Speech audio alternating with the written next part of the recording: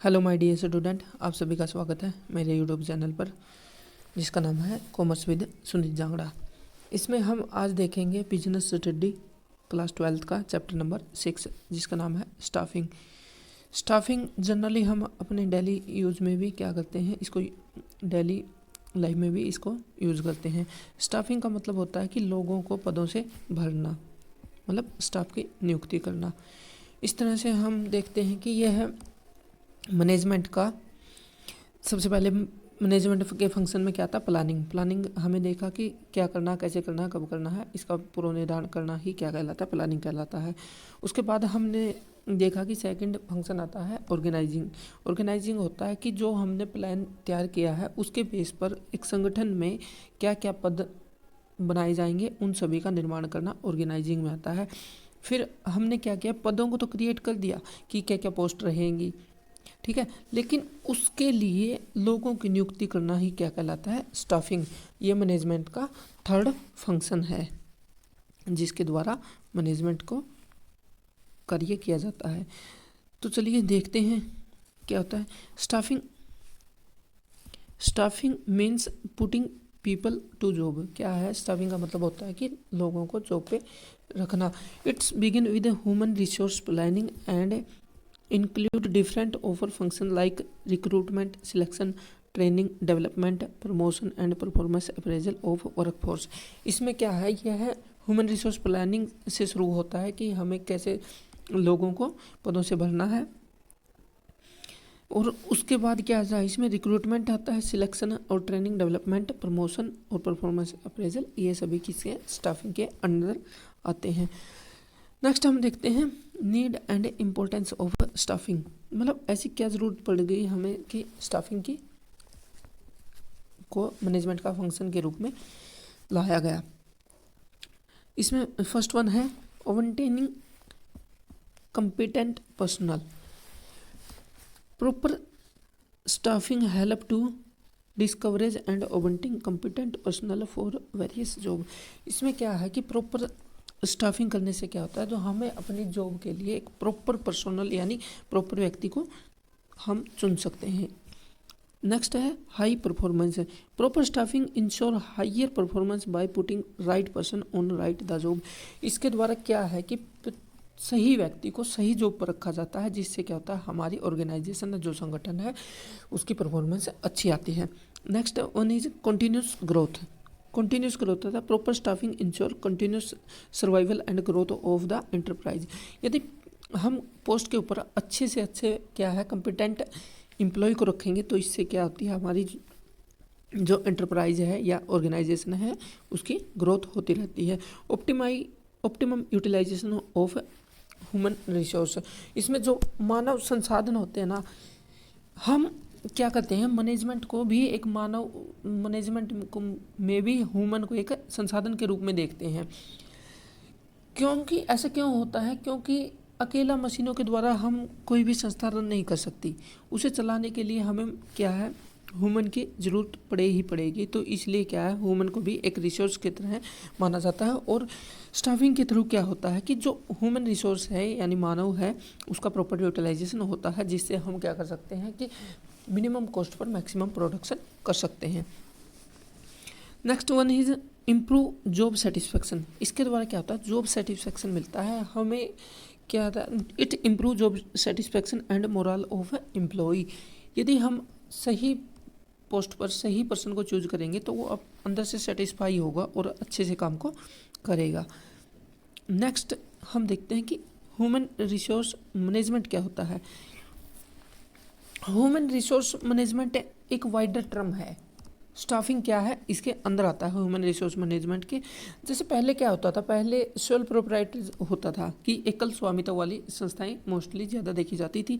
उसमें क्या होता था कि एक ही व्यक्ति क्या करता था, किसी काम को करता था, उसके अकाउंटेंट भी वही होता था, उसका मैनेजर भी वही होता था और उसका श्रमिक भी वही होता था। तो उसके लिए उसके ज़्यादा किसी तामझाम की आवश्यकता नहीं होती थी। लेकिन हाल फिलहाल में जो क्या है कंपनियां ग्लोबली स्तर पर गई, MNC मनी, तो उसमें क्या है जो वेरियस डिपार्टमेंट क्रिएट हुए और उन वेरियस डिपार्टमेंट को क्रिएट करने के लिए, उनको संभालने के लिए, उनमें जो ह्यूमन रिसोर्स है उनकी नियुक्ति करने के लिए हमें क्या है, अलग से ह्यूमन रिसोर्स डिपार्टमेंट का चूज करना पड़ा, यानी एक डिपार्टमेंट के रूप में क्रिएट करना पड़ा।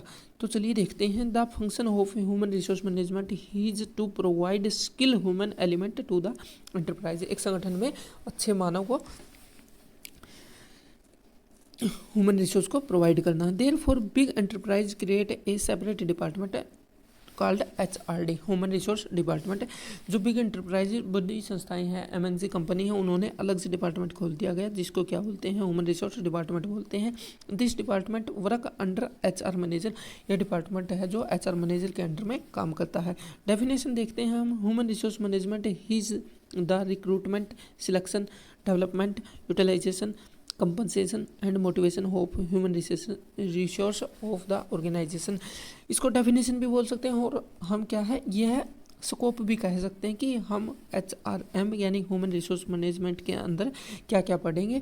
इसमें पढ़ा जाता है रिक्रूटमेंट कैसे की जाती है, सिलेक्शन कैसे किया जाता है, उनका डेवलपमेंट, यूटिलाइजेशन, फिर कंपनसेशन और मोटिवेशन ऑफ ह्यूमन रिसोर्स एक किस तरह से किया जाता है, इन सभी को उसमें शामिल किया जाता है। नेक्स्ट हम देखते हैं staffing has a part of human resource management. जो स्टाफिंग है ह्यूमन रिसोर्स मैनेजमेंट HRM का एक पार्ट है। The scope of human resource management is wider than staffing. जो ह्यूमन रिसोर्स मैनेजमेंट का HRM का स्कोप है वो क्या है, बहुत बड़ा है स्टाफिंग से। इट इन्वॉल्व, इसमें इन्वॉल्व किया जाता है स्टाफिंग, कीपिंग पर्सनल रिकॉर्ड, उनका रिकॉर्ड रखना, प्रोवाइडिंग एक्सपर्ट सर्विस, एक्सपर्ट की सर्विस देना, एंड अदर वर्क्स, और बहुत ज़्यादा कार्य किए जाते हैं। It facilitate procurement and placement of right people on the right job. इसका काम क्या होता है कि जो लोगों को हायर करना और सही पोस्ट पर सही व्यक्ति का चुनाव करना। The nature of staffing as a part of HRM is discuss in the follow point.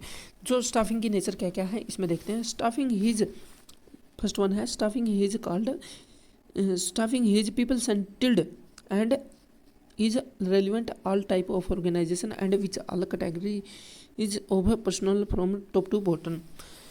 यह क्या है, स्टाफिंग जो एक्टिविटी है वो पीपल से रिलेटेड है, यानी ह्यूमन से, क्योंकि इसमें क्या है, नियुक्ति ही ह्यूमन की जाती है HRM की। तो इस कंडीशन में क्या होता है कि ऑल टाइप सभी तरह की संस्थाओं में लागू होती है, जिसमें क्या है कैटेगराइज किया गया है, जिसको ह्यूमन रिसोर्स को टॉप टू बॉटम तक, यानी टॉप लेवल से सुपीरियर तक किया गया है। इस तरह से इसमें क्या है, इनकी नियुक्ति की जाती है। The duty of every manager, प्रत्येक मैनेजर की ड्यूटी होती है to perform the staffing activity. प्रत्येक मैनेजर क्या करता है, स्टाफिंग एक्टिविटी को परफॉर्म करता है। In many enterprise personnel department is establish to provide assistant to manager in performing their staffing function. तो बहुत सी संस्थाओं में क्या है कि HRM डिपार्टमेंट बनाया जाता है जो क्या करता है कि मैनेजर को असिस्टेंट यानी उसको सुझाव देता है कि कैसे एक अच्छे बंदे को हायर कर सकते हैं हम। नेक्स्ट हम देखते हैं staffing function his concern with training. ये किसे कंसर्न करता है, training, development, performance appraisal of human resource. Human resource के training, development and performance appraisal से ये है ताल्लुक रखता है। नेक्स्ट हम देखते हैं कि प्रोसेस ऑफ स्टाफिंग। स्टाफिंग की क्या क्या प्रोसेस है, क्या कौन से एलिमेंट है जिसको फॉलो करके क्या है स्टाफिंग एक्टिविटी को पूरा किया जाता है। सबसे पहले है कि एस्टिमेटिंग मैन पावर रिक्वायरमेंट। सबसे पहले तो आइडिया लगाया जाता है कि हमें कितने मैन पावर की आवश्यकता है, फर्स्ट वन। सेकंड आता है रिक्रूटमेंट, फिर उनको क्या है संस्था में रिक्रूट किया जाता है। Selection from among the application, जो एप्लीकेशन रिसीव हुई है उनमें से क्या है फिर उनको चुना जाता है जितने उनको कैंडिडेट की आवश्यकता होती है। नेक्स्ट हम देखते हैं कि प्लेसमेंट एंड ओरिएंटेशन, फिर उनके प्लेसमेंट की जाती है और ओरिएंटेशन यानी एक दूसरे के साथ इंट्रोडक्शन उनका करवाया जाता है। ट्रेनिंग एंड डेवलपमेंट, इससे आगे चलकर क्या होता है, उनका प्लेसमेंट होने के बाद प्रत्येक व्यक्ति को उसके जॉब से रिलेटेड ट्रेनिंग दी जाती है, यानी उसका कार्य को अच्छे से समझाया जाता है। नेक्स्ट हम देखते हैं उसको परफॉर्मेंस अप्रेजल। परफॉर्मेंस अप्रेजल में देखा जाता है कि ट्रेनिंग देने के बाद प्रत्येक व्यक्ति है जो ह्यूमन रिसोर्स है वो कैसे कैसे काम कर रहा है, उसकी परफॉर्मेंस कैसी है, इन सभी का इंश्योर किया जाता है। जैसा कि हमने पहले देखा कि एस्टिमेट मैन पावर रिक्वायरमेंट, सबसे पहले क्या है, एस्टिमेट लगाया जाता है। Making inventory of current human resource in term qualification training skills. क्या है कि जो अभी संस्था में काम कर रहे हैं उनकी स्टॉक तैयार किया जाता है कि इसके क्वालिफिकेशन ट्रेनिंग एंड स्किल के बेस पे। Assessing future human resource need for all department, फिर सभी डिपार्टमेंट में जिस जिस ह्यूमन रिसोर्स की आवश्यकता होती है, मतलब उनकी ज़रूरत होती है, उनसे क्या किया जाता है, बातचीत की जाती है। थर्ड आता है developing a programme to provide the human resource, एक प्रोग्राम डेवलप किया जाता है ह्यूमन रिसोर्स को प्रोवाइड करने के लिए। Job analyse is an intensive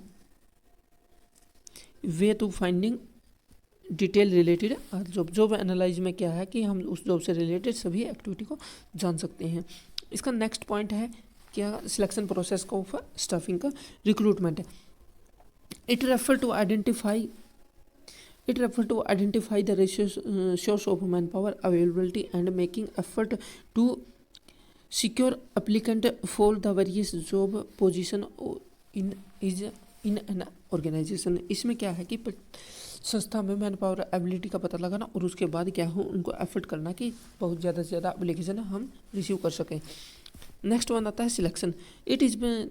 it is the process of choosing and appointing the right candidate for various job. इसमें क्या है कि प्रत्येक जॉब के लिए राइट कैंडिडेट का चुनाव करना, और जो किस किस के थ्रू किया जाता है, एग्ज़ाम, टेस्ट और इंटरव्यू के द्वारा हम राइट प्लेस पर राइट कैंडिडेट का सिलेक्शन करते हैं।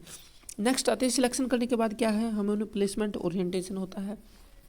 प्लेसमेंट एंड ओरिएंटेशन मतलब उनको जॉब दी जाती है और ओरिएंटेशन उनका इंट्रोडक्शन करवाया जाता है।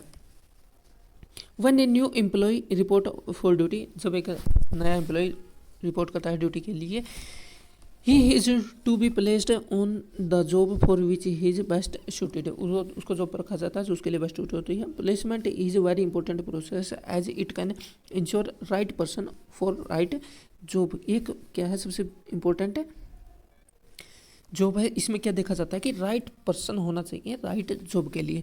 इसके अलावा orientation and induction, his concern, ये किसे कंसर्न करता है, with the process of introducing a new employee to the organisation, की प्रत्येक व्यक्ति को जो भी नया भर्ती होकर क्या है अपनी संस्था में आता है कि उस अपनी संस्था में काम करने वाले पहले से जो व्यक्ति काम कर रहे हैं उनसे क्या कराना, उनका इंट्रोड्यूस कराना या इंट्रोडक्शन कराना। The new employee are familiarized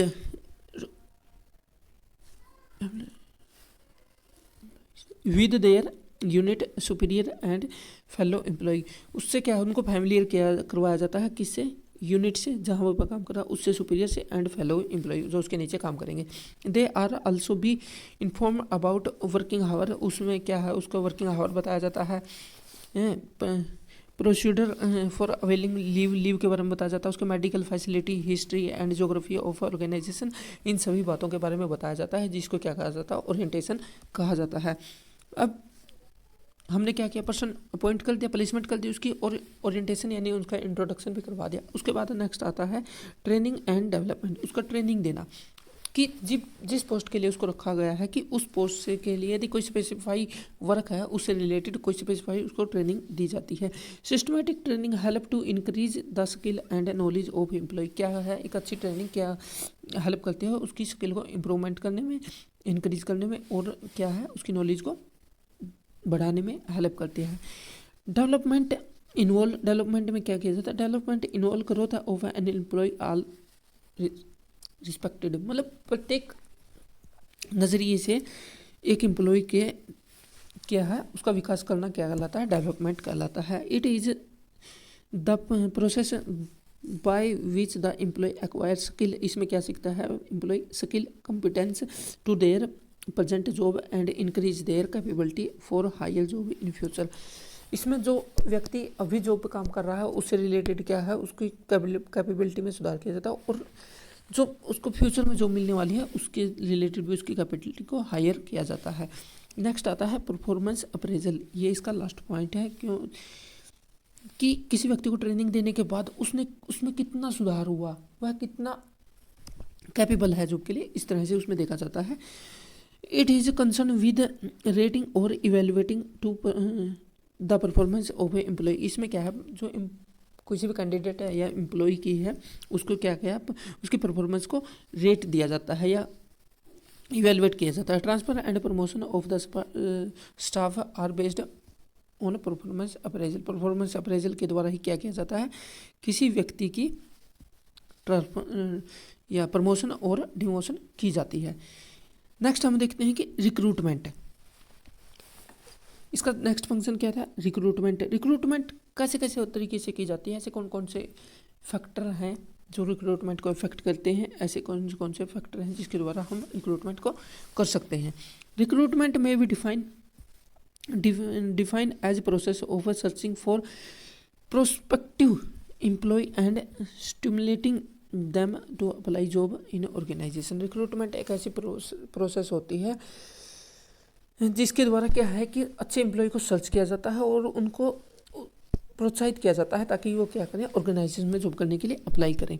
ये दो तरीके से हो सकती है कि एक तो है इंटरनल सोर्स और external source. Internal source of recruitment. Internal source recruitment के क्या है, इंटरनल सोर्स वह होता है जब हम संस्था में यदि किसी पोस्ट पर कोई वैकेंट सीट है तो उसको संस्था के अंदर से ही भर दें, बाहर किसी प्रकार का एडवर्टाइजमेंट या कोई किसी भी प्रकार का नोटिस जारी नहीं किया जाता, उसको इंटरनल रिक्रूटमेंट कहा जाता है। इसमें क्या क्या आता है, ट्रांसफ़र। यदि एक ब्रांच से दूसरी ब्रांच में क्या कर सकते हैं, हम उसका ट्रांसफ़र कर सकते हैं, जिससे क्या होते हैं वहाँ की जो पोस्ट है, वैकेंट पोस्ट है, वो फिल हो जाती है। प्रमोशन हो सकता है, प्रमोशन करके ही भी हम क्या कर सकते हैं, एम्प्लॉय को या पोस्ट को फिल कर सकते हैं।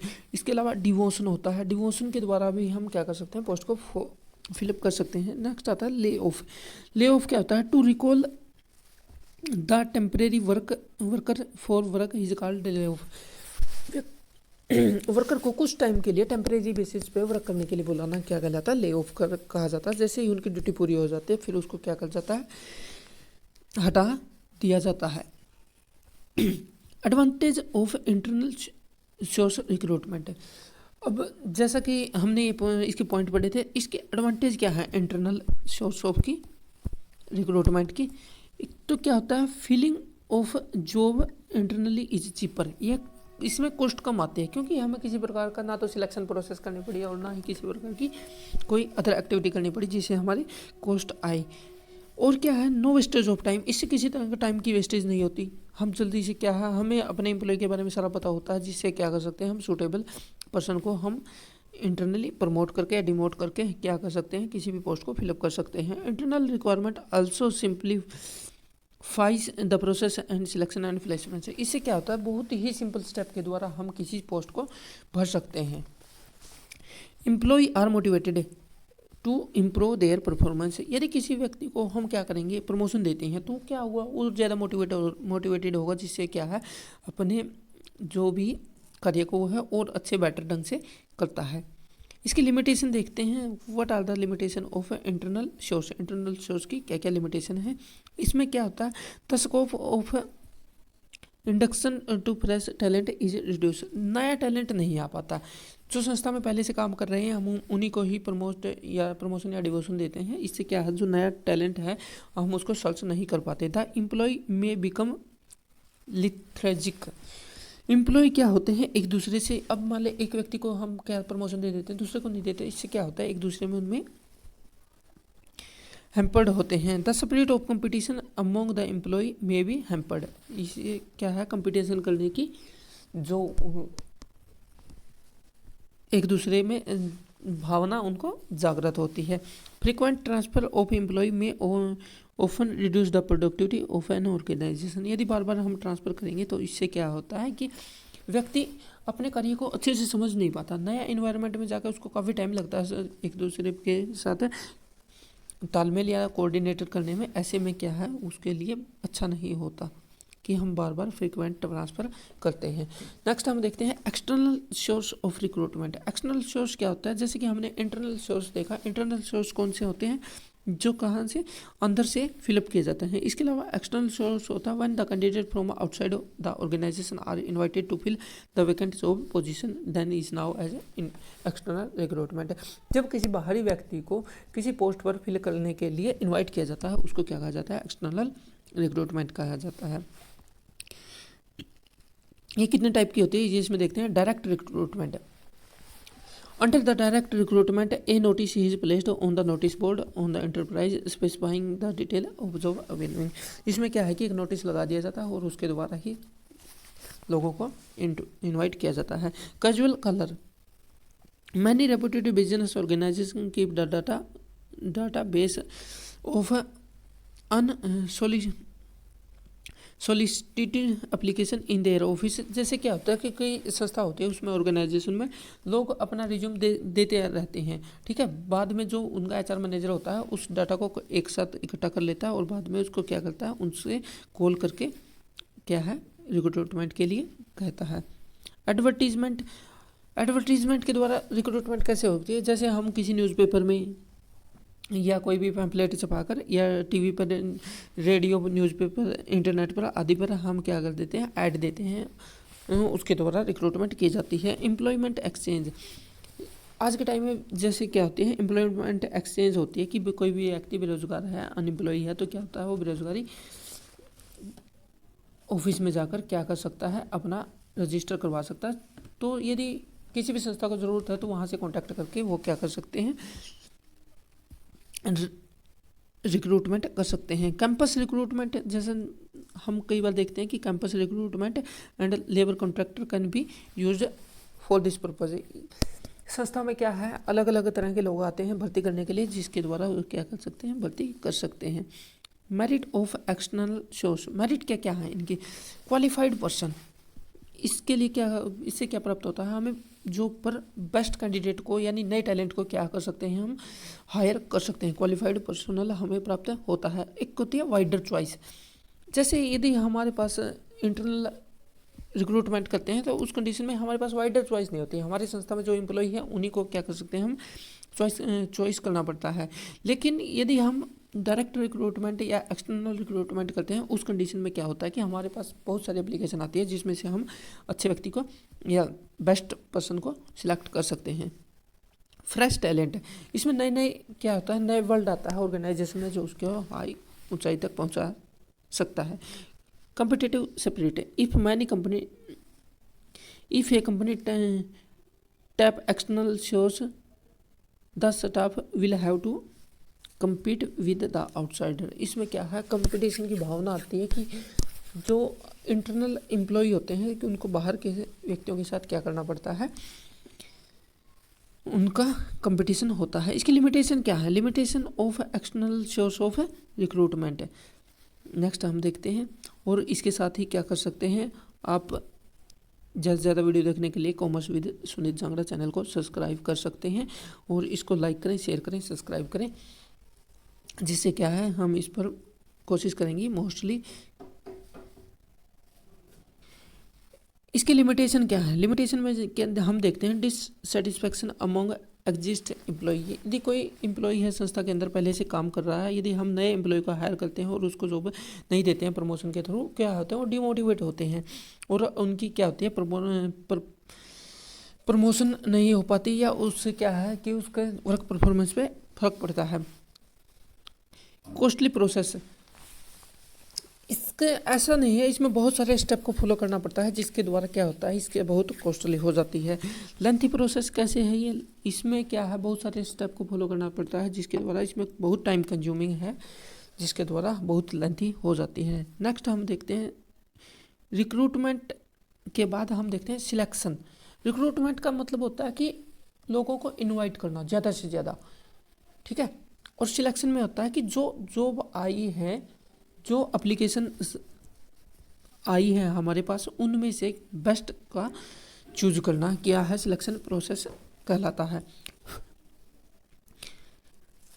Selection is the process of choosing from among the candidate from within the organization or from outside the most suitable person for the current position or for the future position।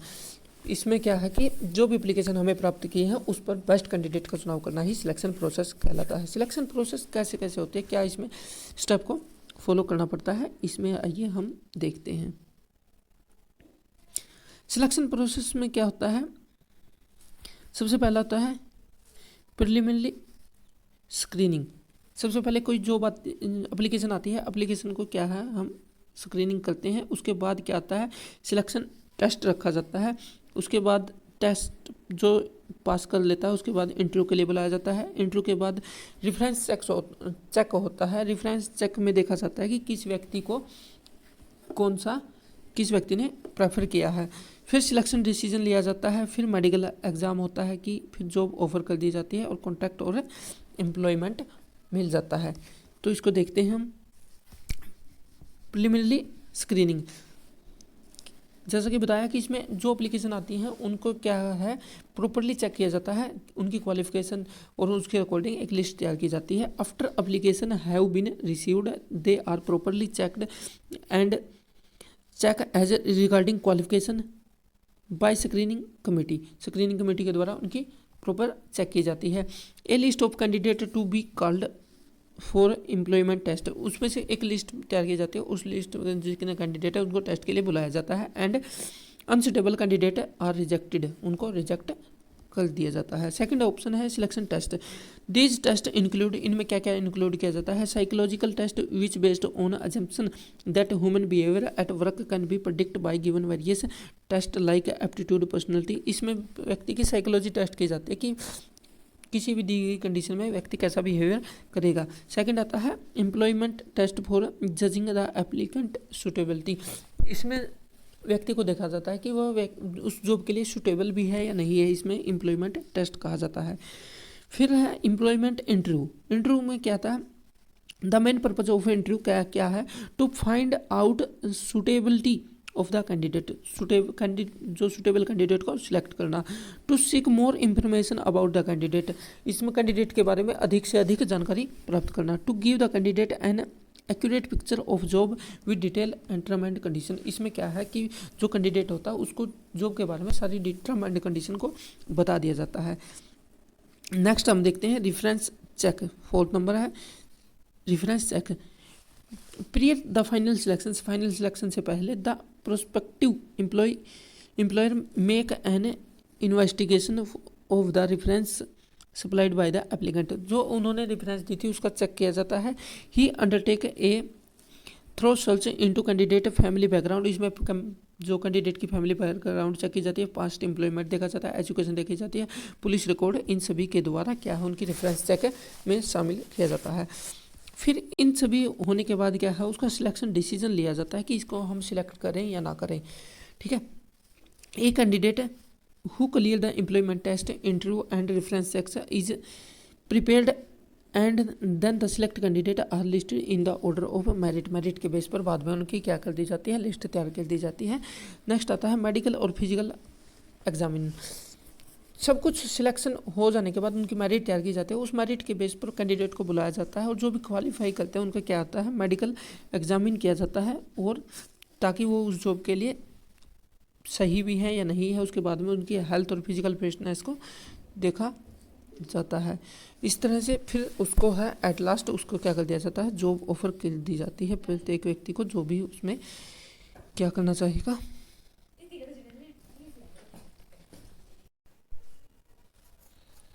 Medical के बाद हम उसको क्या करते हैं, job offer कर देते हैं। ठीक है, after a candidate has cleared all hurdles in the selection procedure, he is formally appointed by issuing him an appointment letter. The board terms and condition pay scale are internal part of appointment letter. इस प्रकार उस appointment letter में उसकी term and condition दी जाती है और क्या पे किया जाएगा उसके बारे में उसको डिस्कस किया जाता है। नेक्स्ट आता है कॉन्ट्रैक्ट ऑफ एम्प्लॉयमेंट।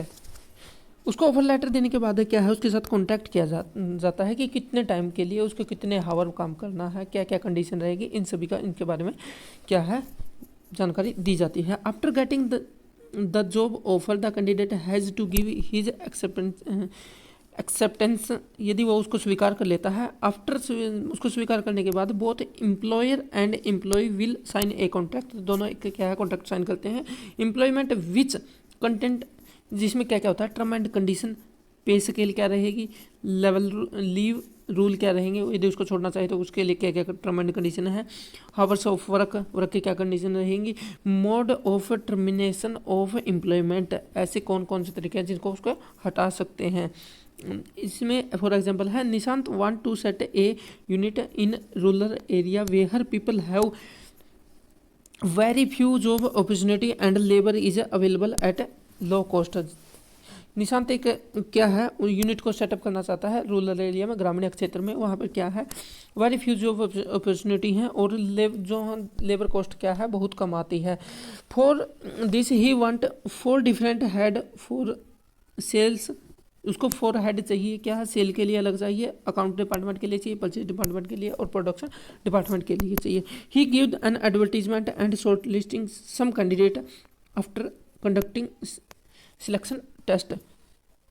फर्स्ट क्या है, identify and state the next 3 step for choosing best candidate. Also identify 2 values which Nishant want to क्या है कम्युनिकेट। इस प्रकार क्या है वह है उनको हायर करता है। नेक्स्ट आता है ट्रेनिंग। सबसे पहले हमने क्या देखा, रिक्रूटमेंट देखा, उसके बाद सिलेक्शन देखा। लेकिन जब किसी कैंडिडेट को सिलेक्ट कर लिया जाता है उसके बाद बात आती है उसकी ट्रेनिंग की, कि जो भी उससे काम किया जाएगा, जिस कंडीशन में वह काम करेगा उससे रिलेटेड क्या क्या उसको ट्रेनिंग प्रोवाइड करने की आवश्यकता है, उससे रिलेटेड उसको ट्रेनिंग प्रोवाइड की जाती है, जिससे क्या है उसका ओवरऑल डेवलपमेंट हो सके या उसकी कैपेबिलिटी में सुधार हो सके, जिससे क्या है कि वो अधिक क्या है गोल को अचीव करने में ज़्यादा एफर्ट कर सके। इसमें हम देखते हैं कि क्या है, training is the act of increasing the knowledge and technical skill of an employee. क्या है, for doing particular job efficiently, किसी जॉब को अच्छे तरीके से करने के लिए किसी कैंडिडेट की नॉलेज को इंक्रीज करना और उसको टेक्निकल स्किल को क्या करना, बढ़ाना, क्या करता है, ट्रेनिंग कहलाता है। Both existing employee and new employee get acquainted with their job and this increase job related skill। इसमें नए और पुराने सभी को ट्रेनिंग दी जाती है। बेनिफिट टू द ऑर्गेनाइजेशन को क्या बेनिफिट है ट्रेनिंग देने से, इससे क्या होता है, it enhance employee productivity and quality. ये क्या है, एम्प्लॉय की क्वालिटी और प्रोडक्टिविटी में सुधार करता है। ट्रेनिंग इंक्रीज एम्प्लॉय मोरल, उसका मोरल डाउन होता है, उससे अंदर से भावना आती है कि मैं इस काम को कर सकता हूँ, पहले जिस काम को नहीं कर सकता था। Employee get new technical knowledge, जो टाइम टू टाइम चेंज आते रहते हैं हमारे नए इन्वायरमेंट में, तो इससे क्या ट्रेनिंग से क्या होता है, एम्प्लॉय को न्यू टेक्निकल नॉलेज दी जाती है, जिससे क्या होता है और एफिशिएंटली तरीके से वो मशीन का यूज करता है। बेनिफिट द एम्प्लॉय को क्या बेनिफिट आता है, ये किसके रिलेटेड थे, ये रिलेटेड थे ऑर्गेनाइजेशन से रिलेटेड। अब हम देखते हैं बेनिफिट टू द एम्प्लॉय को इससे क्या बेनिफिट होता है।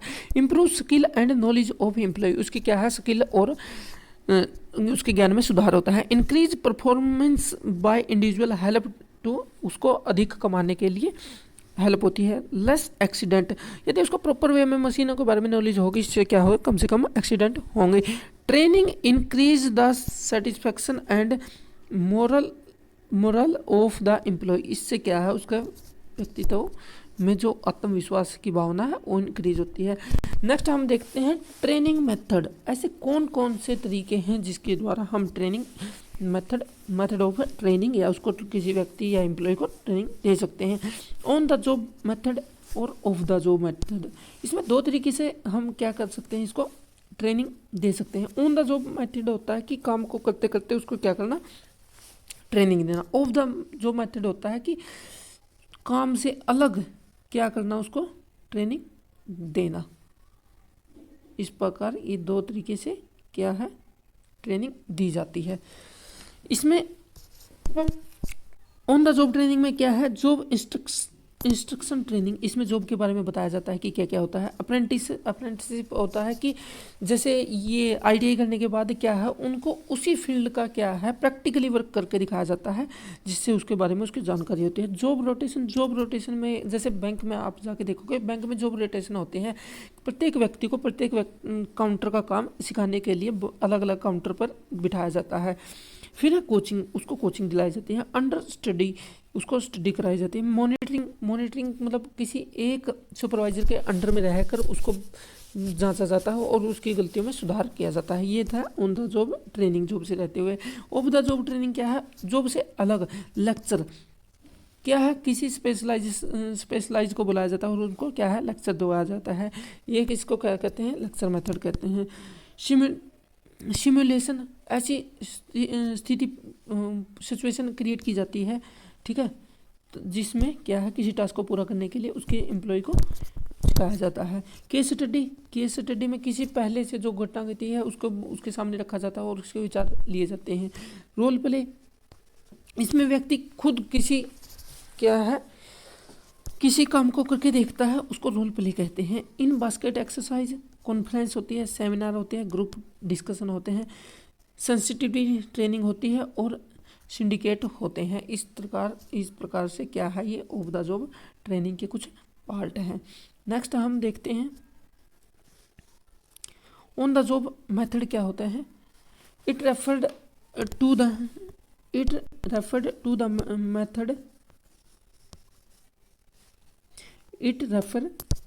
The method that are applied at the workplace where the employee is actual working. It means जहाँ पर एम्प्लॉय एक्चुअल में काम कर रहा है वहाँ पर उसको क्या है अप्लाई किया जाता है। अप्रेंटिसशिप ट्रेनिंग, अप्रेंटिसशिप दी जाती है। Under this the trainee he is placed under supervision of an experienced person, कोई मास्टर वर्कर है उसके नीचे उसको काम सिखाया जाता है। Who impart him necessary skill and regulates his performance, वो क्या है उसको टाइम टू टाइम उसका चेकअप करता है और उसकी परफॉर्मेंस से सुधार करता है।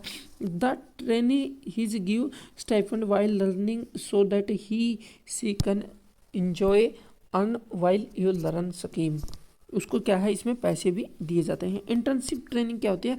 Under this method an educational institute inter into agreement with industrial enterprises for providing practical knowledge of its students by sending them to business organization for gaining practical experience। इसमें क्या है कि जो एजुकेशनल इंस्टीट्यूट होते हैं और जो industrial organisation होती है उनके बीच में कॉन्ट्रैक्ट हो जाता है कि आप मेरे बच्चों को क्या है प्रैक्टिकल वर्क सिखा देना, वो क्या है वो बच्चों को भेजते हैं और वो उनको प्रैक्टिकल वर्क सिखा देते हैं। इंडक्शन ट्रेनिंग क्या होता है। Induction training is a type of training give help A new employ settling down quickly into the job, becoming familiar with the people, the surrounding क्या है द जॉब एंड बिजनेस। इसमें क्या है जब कोई नया व्यक्ति रिक्रूट हो गया आता है तो उसको क्या है अपने आसपास के जो इन्वायरमेंट है उससे क्या है उसको फैमिलियर कराया जाता है, जिसको इंडक्शन ट्रेनिंग कहा जाता है। नेक्स्ट हम देखते हैं ट्रेनिंग और डेवलपमेंट में क्या फ़र्क है। What is the difference between training and development. Training concern with imparting technical knowledge in doing particular job. Training क्या होता है कि किसी पर्टिकुलर जॉब को करने के लिए उसमें टेक्निकल नॉलेज को इम्पार्ट करना या डालना क्या है उसको सिखाना।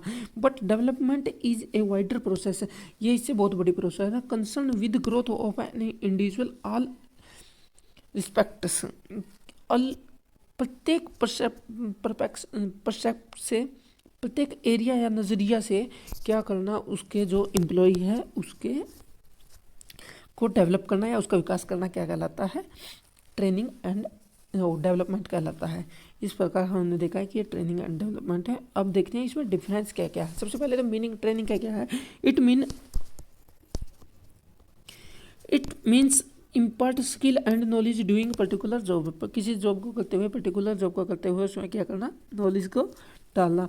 It's mean growth, overall growth of employ की क्या कहलाता है, डेवलपमेंट कहलाता है। पर्पज क्या होता है, it is concern with maintaining and improving current job performance, जो करंट में जॉब कर रहा है उसकी परफॉर्मेंस को सुधारने के लिए किया जाता है। It's seeks to development competence and skill for future performance, future की परफॉर्मेंस, फ्यूचर में जो कोई टास्क करेगा उसको सुधारने के लिए क्या है, डेवलपमेंट करवाया जाता है। मेथड क्या है, method on the job method क्या होता है, ट्रेनिंग के लिए होता है। और it is impart through the of the job method, of the job method से क्या किया जाता है, डेवलपमेंट किया जाता है।